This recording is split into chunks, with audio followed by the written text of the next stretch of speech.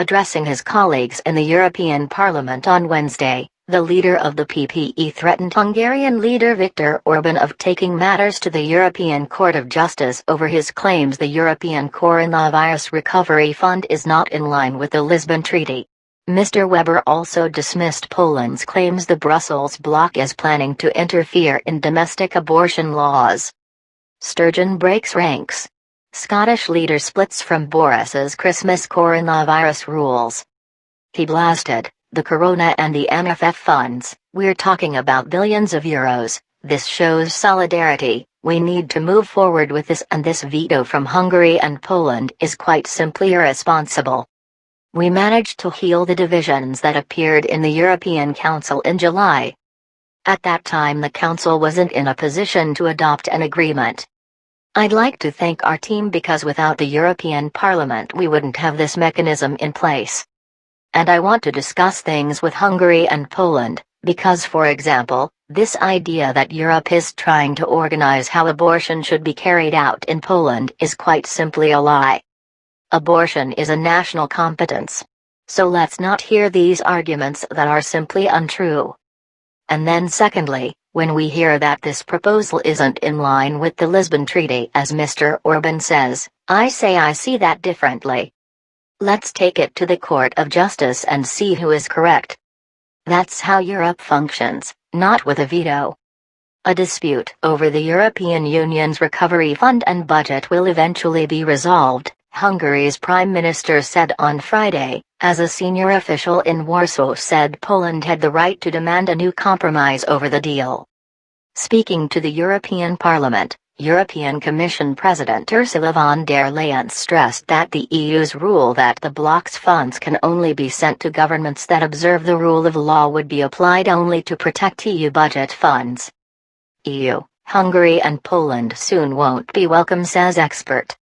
We are talking here about the violations of the rule of law that are threatening the EU budget and only that, she said. It is very difficult to imagine anybody in Europe who would possibly have anything against that principle. Anyone still in doubt has a clear path.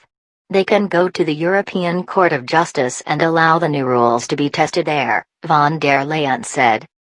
That is the place where differences of opinion about legislative texts are usually settled, and it is not done at the expense of millions and millions of European citizens who are urgently waiting for our help, she said. The nationalist governments of Hungary and Poland have refused to back the bloc's financial plan, even though they are beneficiaries, because the money is conditional on respecting the rule of law.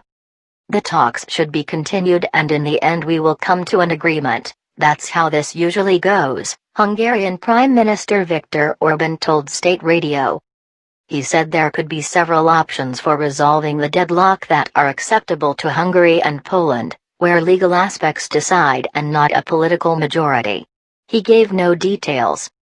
The Polish and Hungarian veto is likely to delay hundreds of billions of euros in EU funds at a time when the 27-nation bloc is grappling with a second wave of the coronavirus, with its economy likely to shrink in the last 3 months of the year in a double-dip recession.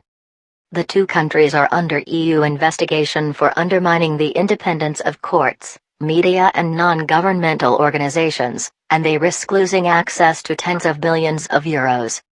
Krzysztof Szczerski, the Polish president's chief of staff, said his country had the right within the European policy framework to refuse to agree to what is wrong. We have the right to seek and demand a new compromise, he told public broadcaster TVP Info. Orban, whose government issued a Eurobond this month, said that irrespective of the current political debates over EU funds, all the development projects Hungary planned for the next 10 years would be carried out. Hungary's economy, which has been to a great extent dependent on EU funds, is in a deeper than expected recession due to the coronavirus, and the rebound next year will also be slower than previously anticipated, according to analysts and the government's own forecast.